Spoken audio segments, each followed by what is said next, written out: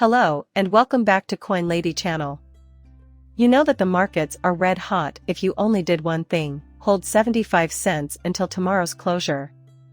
At the moment, we are below 733, down more than 5.5%. More bad news appears to be on the horizon. What does this imply? You will be given yet another opportunity to lend out unsolicited financial guidance. If I do what I'm thinking of doing, we can go all the way back down to the 50-cent mark. That's the last drop we can expect to see before liftoff. Let me tell you now. This point was also emphasized at the live auction I hosted earlier today, as I understand it was reported. The big boys, the banks, and the financial advisors all want you out of crypto, but why? Because they're going to sweep in and take over this year? Do you seriously believe that banks, hedge funds, and other financial organizations will buy your Bitcoin at $30,000, your XRP at 73 cents, or your Ethereum for over $1,800? In a word, no.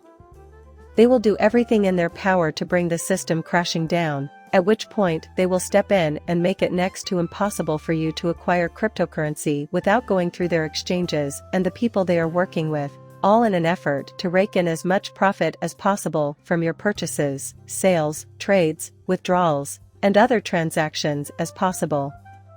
It's hardly financial advice, but that's what I'm doing as we approach the November start of the bull run, loading up. That's how I'm going to rake in a boatload of cash. That's how I'm going to be able to quit my old 9-to-5, all the pieces are in place, I just need to put in the time and effort. Using a dollar cost averaging strategy will help you the most. The reason for this is that if the price of XRP decreases to 70 cents, you will purchase more at 65 cents, more at 60 cents, and so on. If the price reduces by 30 or 40%, you will buy twice as much, and so on. When the price rises, your profits grow even larger. Very elementary. It's easy to understand how this works. Nevertheless, many people I know make the mistake of buying at the peak out of fear of missing out, FOMO, and then selling low when prices drop again out of fear of losing money. Now if you see XRP drop all the way back down to 20 cents or 17 cents, you know that it has hit bottom and is not going any lower, and if you see Bitcoin drop all the way back down to say $10,000, you know that it has hit bottom and is not going any lower. The bottom is certain, and while I won't say we're definitely not going to, I'm going to give you a scenario, and then you can rein in the animal, because you already know there's only so much bad news that can be delivered before it explodes. This bull run will take XRP at least to its all-time high. The most optimistic prediction is that XRP will reach $20. Consider that Bitcoin is now worth $1,810. Ethereum has increased 12.71% over the previous 24 hours, trading at $1,862 at this time. XRP is trading at 73 cents, a drop of 1.1% from yesterday. A current value of 5.62%. There's still time for XRP to recover today and tomorrow to trade at 75 cents or higher. Perhaps he's simply trying to get everyone's blood pressure up a bit before it goes back up again. At $1.2 trillion, the Bitcoin market cap is massive. We immediately head over to this guy. Megan inquires, what do we have? The Central Bank of Brazil is the Bank of England. Singapore loans from Bank of America. There's one last set of connections between Susie and JP Morgan in this ripple effect. What exactly are they discussing? What the latest data from the Bank of England indicates is that the interledger protocol for international payments was successfully tested. Since the tried-and-true block chip technology of Ripple was developed for retail and corporate transactions, it is suggested that the handling of liquidity availability and cross-border payments be investigated further. Next, we come to Point 2, where we read, once more, about who Ripple is and how to use interledger. Sure, the interledger can function just fine without XRP. The interledger will employ the most efficient and low-cost cryptocurrency available. In this case, XRP will be used. There is no room for doubt or argument. Shannon Thorpe here. So, let's discuss XRP. I enjoy a good conversation, so let's have one. Even while nobody can determine with any certainty what the future of the XRP price will be, I will say, and I think we all notice, that it will not be cheap. Even Joel Katz has told you that XRP cannot be sold at a low price. Also, XRP will be too expensive for consumers to buy at retail. Eventually, I see a lot of unfounded speculation that the price is going to suddenly drop because everyone is selling. That's fine, I've got my own theory. About 1% of the XRP market is devoted to retail. Just consider that for a moment.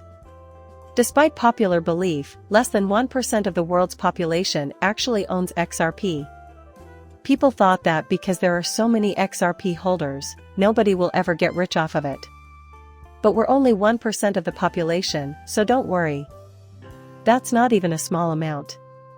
When institutional investors like the Federal Reserve and major corporations begin funding it, there will be a huge disparity between that 1% and the rest of the retail market. That 1% won't have any effect on the cost at all. A lot of XRP is helping out a lot of banks, so we don't have to worry about the price dropping anytime soon. Although this high price does allow for higher transactions with fewer XRP, Chen's opinion is that there is a finite amount of XRP. Timespan, once again, is something that cannot be predicted. However, with the Fed having gone live 2 days ago, I would assume that they cannot be the only one going live. Rather, whatever the Fed does, the banks must do as well, as this is the means by which they communicate with one another. Because this is how consumers often interact with their banks, they will be required to submit whenever their banks decide to do anything to their enterprises. What I focus on in treasury management is the flow of money and everything related to it. What have these companies tried behind the scenes to improve their treasury management? One prime instance that comes to mind is MoneyGram. Treasury management testing continues to include XRP. Because MoneyGram is rejoining the team. Keep in mind that. Please allow me to elaborate by telling you that I used to work for Walkover and a cash vault, both of which utilize a system called Glory. Several years after I departed, they began working on Loomis as the company's bouncing owner and cash operations. They also make use of Fame. Onward and Upward. I revisited the original currency vault after 15 years to find that it still operates under the same Glory system. Feed shipments of monies were also made possible through the mechanism. In other words, if the Federal Reserve is the sole organization going online on Thursday, I will be quite shocked. In my experience as a banker, I found that financial institutions almost always mirror the Federal Reserve's policies exactly. People, the federal government is Big Brother, and whatever the government does, everyone else does too. What do you believe happened when SWIFT mandated that any users who wished to maintain connections to the SWIFT banking system also integrate ISO 200:2002? Have they incorporated it? Because the Fed wants to make a profit, banks typically don't open on holidays. It makes no sense for a business to close for the holidays. If it's for financial gain? Consider this. I admit that it is possible that I am mistaken, and if I am, that is what will be most disappointing. But I've seen a lot in my 15 years of professional life. Shannon is a highly savvy individual. Clearly, she has a high level of intelligence. Coinbase CLO weighs in on the potential appeal of the SEC's verdict on XRP. He claims that the commission never even mentioned a single instance in which the level of how he missed required different bases on the expertise of the investors in question. And again, debate the policy instead of the legislation.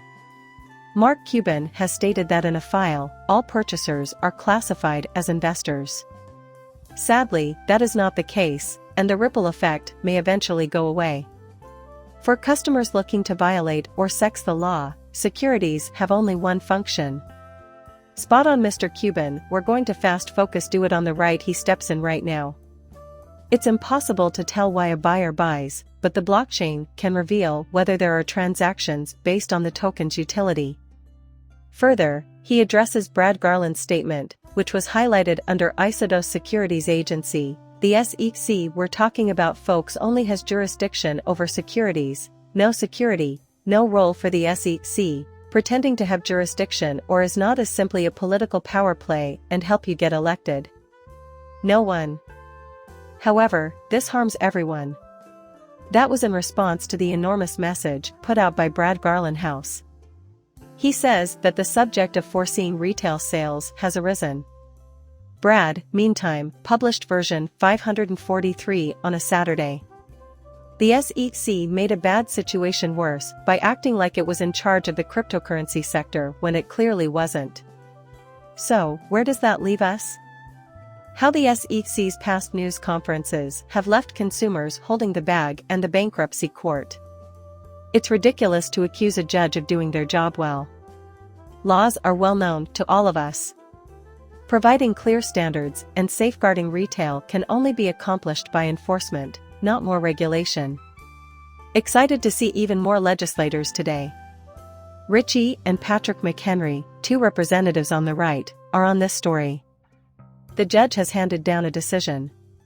That decision is a binding injunction issued by the court and is now the law. The SEC intends to proceed with an appeal, despite the fact that ordinary investors do not consider XRP to be a security. Let them know that we'll see them in 2 or 3 years when the SEC cracks the case, because Ripple is going to put them through hell, and I can tell you right now that the SEC is out of bullets. They can offer no further insight into the situation. They have decided against appealing. In the end, please like and subscribe my channel. See you later, bye.